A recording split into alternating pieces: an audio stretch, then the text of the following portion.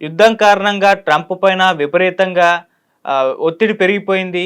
ఇప్పుడు ఆయన యుద్ధానికి ముగింపు పలకబోతున్నారు. ఈ యుద్ధ విరమణ ప్రకటించబోతున్నారు అంటూ ప్రపంచవ్యాప్తంగా వార్తలు వైరల్ అవుతున్నాయి. అంటే దీనికి కారణం కూడా లేకపోలేదు.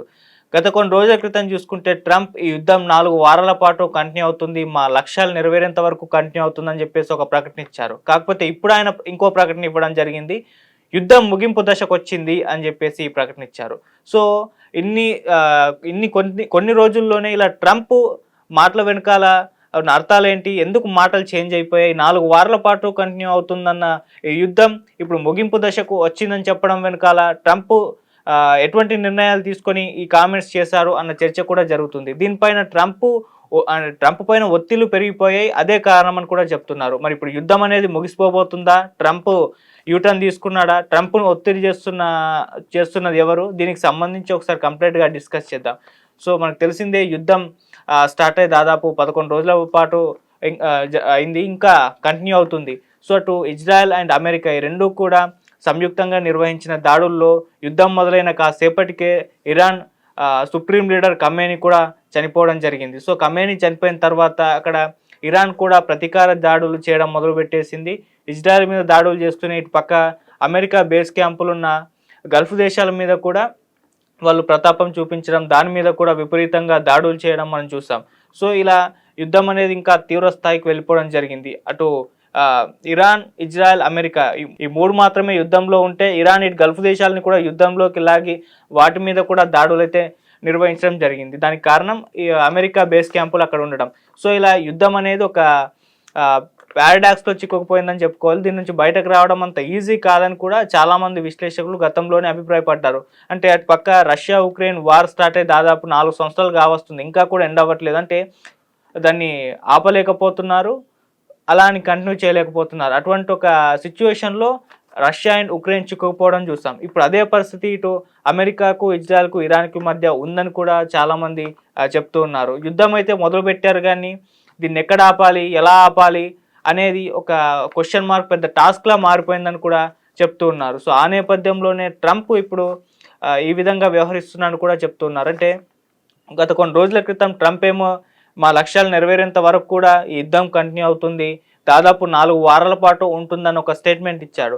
అది ఆ లక్ష్యాలు ఏంటి అని చూస్తే ఇరాన్‌ని తన కంట్రోల్‌లో పెట్టుకోవడం, అక్కడ తాను చెప్పిన సుప్రీం లీడర్ మాత్రమే ఉండడం అని చెప్పేసి గతంలోనే చెప్పారు. అండ్ ఇరాన్ అనేది అణ్వాయుధాలను తయారు చేయకూడదు, అది అణ్వాయుధ దేశంగా ఉండకూడదు అని చెప్పేసి ఈ 2 లక్ష్యాలైతే అమెరికాకు అటు ఇజ్రాయెల్‌కి ఉండడం జరిగింది. అయితే ఈ లక్ష్యాలు ఇప్పుడు నెరవేరే పరిస్థితుల్లో అయితే లేవు. అలా నెరవేరకపోతే నేను యుద్ధం కంటిన్యూ చేస్తాను, ఎన్ని రోజుల పాటు సాగినా పర్లేదని ట్రంప్ ప్రకటించినప్పటికీ యుద్ధాన్ని అంతకాలం సాగదీసేంత ఆప్షన్ కూడా ఇప్పుడు ట్రంప్‌కు లేదంటున్నారు. సో అటు పక్క తన లక్ష్యాలు నెరవేరట్లేదు, యుద్ధాన్ని తను కంటిన్యూ చేయట్లేదు, చేయాలని అనుకోవట్లేదు, చేసే పరిస్థితి కూడా లేదు. సో ఆ నేపథ్యంలోనే ఇప్పుడు యుద్ధం నుంచి ఆయన వెనక్కి తగ్గబోతున్నాడని కూడా చెప్తూ ఉన్నారు. అందుకోసమే ఆయన ఈ స్టేట్మెంట్ ఇచ్చాడు. ఆయన ఇచ్చిన స్టేట్మెంట్ చూసుకుంటే ఇరాన్ డిఫెన్స్ సిస్టమ్ పూర్తిగా నాశనం అయిపోయింది, ఇక యుద్ధం ముగింపు దశకు వచ్చేసిందని చెప్పేసి ఈ స్టేట్మెంట్ ఇచ్చారు. అంటే దీన్ని ఎలా చెప్పారు అని అంటే ఇక ఇరాన్ ఓడిపోయింది, యుద్ధం ఆగిపోబోతుంది అన్నట్టుగా చెప్పారు. కాకపోతే పరిస్థితులు అక్కడ ఫీల్డ్లో చూసుకుంటే ఇరాన్ ఏమాత్రం తగ్గట్లేదు. ఇరాన్ ఓడిపోయిందని చెప్పేసి ఇరాన్ కూడా ఒప్పుకోవట్లేదు. అక్కడ ఐఆర్జీసీ ఇప్పటికి కూడా ప్రకటనలు ఇస్తుంది, మేము ఎంతకైనా తెగిస్తాం, ఎప్పటివరకన్నా పోరాటం చేస్తామని చెప్పేసి అలా ఐఆర్జీసీ ప్రకటిస్తుంది. ఇరాన్ సుప్రీం లీడర్గా నేను చెప్పిన వాళ్ళని ఎన్నుకోవాలని చెప్పేసి అదే నా లక్ష్యం అని చెప్పేసి ట్రంప్ చెప్పారు. కాకపోతే ఇప్పుడు ఇరాన్ సుప్రీం లీడర్గా ఇరాన్ మాత్రమే సెలెక్ట్ చేసుకుంది. అది కూడా ఖమేనీ రెండవ కుమారుడు ముజ్తబా ఖమేనీ ఇప్పుడు సుప్రీం లీడర్గా ప్రకటించుకుంది. సో ఇరాన్ ఇలా ఏమాత్రం కూడా లొంగుబాటు ప్రకటించడం లేదు. సో ఇలా లొంగుబాటు ప్రకటించకపోతే ఇప్పుడు ట్రంప్ యుద్ధాన్ని ఇంకా కంటిన్యూ చేయాల్సిన పరిస్థితి వస్తుంది. కాకపోతే యుద్ధాన్ని కంటిన్యూ చేయడం వలన ఇప్పుడు చాలా ప్రపంచవ్యాప్తంగా ఎంత ఎఫెక్ట్ చూపిస్తుందో మనం చూసాం. అక్కడ ఆయిల్ ధరలు పెరిగిపోతున్నాయి. ట్రంప్కి అక్కడ యుఎస్ ప్రజల మద్దతు లేకపోవడం అనేది బిగ్ మైనస్ అని చెప్తున్నారు. సో అక్కడ ప్రజల మద్దతు లేకపోవడం, ప్రపంచవ్యాప్తంగా ఆయిల్ రేట్లు పెరిగిపోవడం, చాలా దేశాలు దీనివలన ఇబ్బందికి గురవ్వడం, అలాగే అటు ఇరాన్ ఏమాత్రం కూడా లొంగుబాటు ప్రకటించకపోవడం, ఇటువంటివన్నీ కూడా ఇప్పుడు ట్రంప్‌కు పెద్ద తలనొప్పిగా మారిపోయాయి. మళ్ళీ అక్కడ local elections, mid term elections అయితే రాబోతున్నాయి. ఆ ఎలక్షన్స్ మీద ఖచ్చితంగా యుద్ధ ప్రభావం అయితే పడుతూ ఉంటుంది. సో ట్రంప్‌కి ఇప్పుడు వ్యతిరేకత పెరిగిపోతుంది వాళ్ళ దేశంలోనే కాబట్టి ఈ లోకల్ ఎలక్షన్స్‌లో చాలా ఎఫెక్ట్ చూపిస్తుందని కూడా చెప్తూ ఉన్నారు.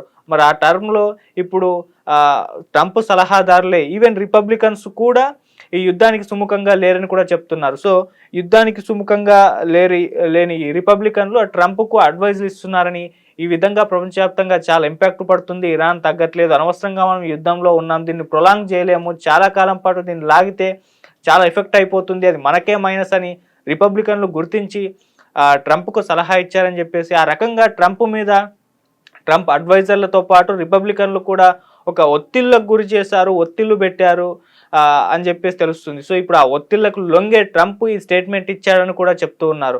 అంటే ఇక మేము యుద్ధం ఆపేస్తున్నాం, ఇరాన్ లొంగుబాటు ప్రకటించడం లేదు, ఇరాన్లో మా లక్ష్యాలు నెరవేరట్లేదని అటువంటి స్టేట్మెంట్ ఇవ్వకుండా, ఇరాన్ ఓడిపోయింది, ఇరాన్ ఇప్పుడు వైమానిక దళం లేదు, ఒక నేవీ లేదు, ఇరాన్ పూర్తిగా మా కంట్రోల్లో ఉంది, ఇరాన్ ఓడిపోయింది అని చెప్పేసి ప్రకటించుకొని యుద్ధాన్ని విరమించబోతున్నారు, యుద్ధాన్ని ఆపేయబోతున్నాడని ఆయన స్టేట్మెంట్ బట్టి చూస్తే అర్థమైపోతుందని చాలామంది చెప్తున్నారు. అంటే నేను ఓడిపోయాను, యుద్ధాన్ని పూర్తిగా కంటిన్యూ చేయలేకపోతున్నానని చెప్పేసి ట్రంప్ ప్రకటించుకోడు.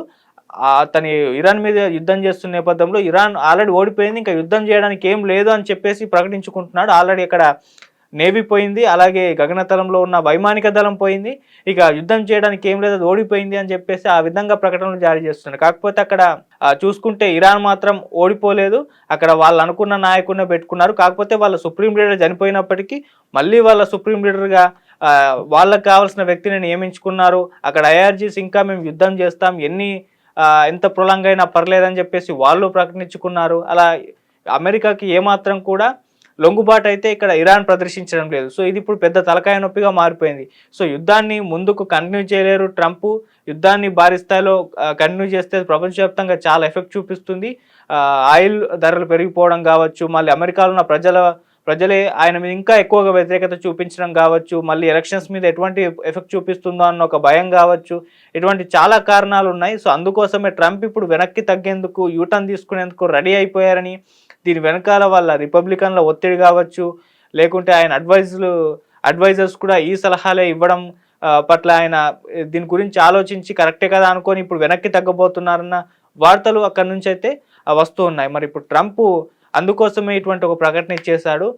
ఇరాన్ ఓడిపోయింది, ఇక మేము యుద్ధం ముగింపు దశకు వచ్చేసింది, ఇంకా 2-3 రోజుల్లో ముగిసిపోతుంది అన్నట్టుగా ఒక స్టేట్మెంట్ అయితే ఇచ్చేసుకున్నాడు. అయితే రియాలిటీలో ఇరాన్ ఓడిపోయిందా అంటే అది లేదు, ఇంకా మేము యుద్ధం ఒకవేళ జరిగితే మేము చేస్తాం, అమెరికాని ధీటుగా ఎదుర్కొంటామని ప్రకటిస్తుంది. సో అలా ట్రంప్ తనను తాను సంతృప్తి పరుచుకొని ప్రపంచం మొత్తాన్ని కూడా ఇరాన్ ఓడిపోయిందన్న ఒక స్టేట్మెంట్ ఇచ్చి నమ్మించి, ఆ తర్వాత యుద్ధం నుంచి తప్పుకుందాం అన్న ఒక స్ట్రాటజిక్గా ఇటువంటి అడ్వైజ్లు ఆయన సలహాదారులు ఇవ్వడంతో ఈ నిర్ణయం తీసుకున్నారని చెప్తున్నారు. సో ఏదేమైనా యుద్ధం ఆగిపోవడం కావాలి అనే చాలామంది అభిప్రాయపడుతున్నారు. ప్రపంచవ్యాప్తంగా ఇది ఎంత ఇంపాక్ట్ చూపిస్తుందో మనం చూస్తాం. సో ఇక్కడ మన దగ్గర కూడా ఏకంగా గ్యాస్ రేట్లు కూడా పెరిగిపోయాయి, ఇక పెట్రోల్ రేట్లు ఇవి కూడా పెరిగిపోతాయి అని అంటున్నారు. కానీ ఇప్పుడు కాదు, ఇప్పుడు అవసరమైనంత ఉంది కాబట్టి స్టాక్, ఒకేలా ఏదన్నా క్రైసిస్ వస్తే అప్పుడు పెరిగే అవకాశం ఉందని చెప్పేసి మన విశ్లేషకులు చెప్తున్నారు. సో అలా పరిస్థితి అయితే ఉంది. మరి చూద్దాం ఈ యుద్ధాన్ని ఇంకా ట్రంప్ ఆపేస్తాడా లేదా, కంటిన్యూ చేస్తాడా లేదా. ఆయన వ్యాఖ్యల వెనకాలన్న అర్థం మాత్రం యుద్ధాన్ని తొందరలో ఆయన ఆపేయాలనుకుంటున్నారు, ఆయన యూటర్న్ తీసుకోవాలనుకుంటున్నారు. మరి ఆ నిర్ణయం ఆయన ఓపెన్గా ఎప్పుడు ప్రకటిస్తారో మనం కూడా వెయిట్ చేసి చూడాలి. మరి దాని పట్ల ఈవెన్ ఇరాన్ ఏ విధంగా రియాక్ట్ అవుతుందో కూడా చూడాలి. ఇరాన్ కూడా యుద్ధం ఆగిపోవాలి, వాళ్ళు కూడా ప్రొలాంగ్ చేయలేరు, సో వాళ్ళకు కూడా ఇదే కావాలి.